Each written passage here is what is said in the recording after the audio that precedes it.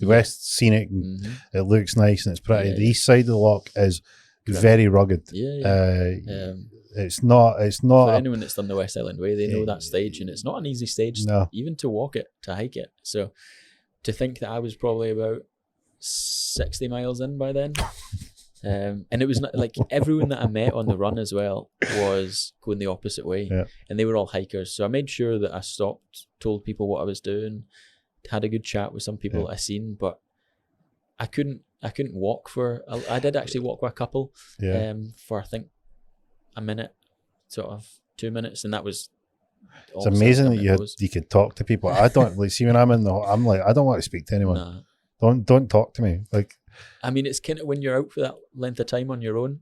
So I completed it in just over 21 hours, 101 miles in 21 hours. Brilliant. And so when you're running for that length of time, just seeing people is a luxury. You kind of like almost, it gives you a burst of energy because you're like, ooh, like civilization. You hallucinate when you were out?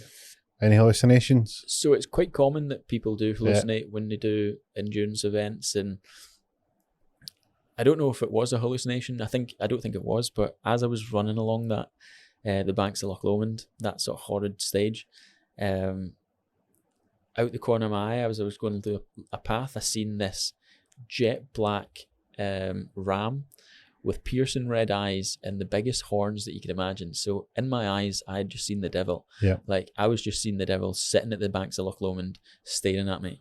Hasatan is out in the run with you, just looking you dead in the eye. So naturally, I absolutely shat myself.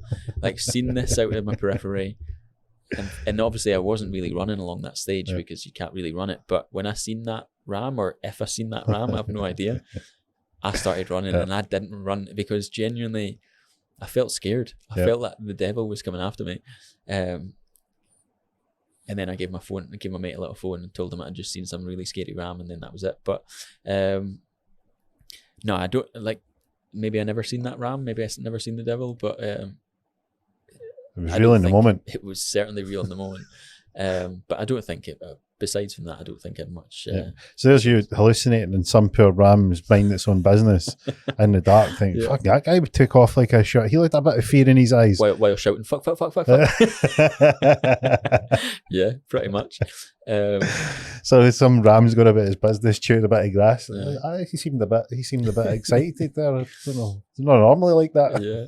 But it's funny, when you tell people that you do, one, when I do the journal, or two, when I do these long distance events, and or they hear that you're a deep sea diver or something, they think that you've got this super healthy, super nice daily routine. And I get a lot of it actually through social media, people asking what my routine is, could I promote a healthier routine for them? And, one thing I always say to them is the fact that don't be hard on yourself. If you want to, whether it's lose weight and choose a diet that works for you, or whether you want to train to do 100 miles, it's the down days that jeopardize everything, that whole plan that you've got. And it's realizing that you've got down days as well as up days. And the best thing that I could say to people is, down days, you mean not rest days, you mean days that aren't going well? Days that aren't going well, yeah, exactly. If you're training for something like 100 miles, or if you're looking to lose weight and you've got an end goal, it's not a quick turnaround. It's something that you've got to dedicate days, if not weeks, if not months to.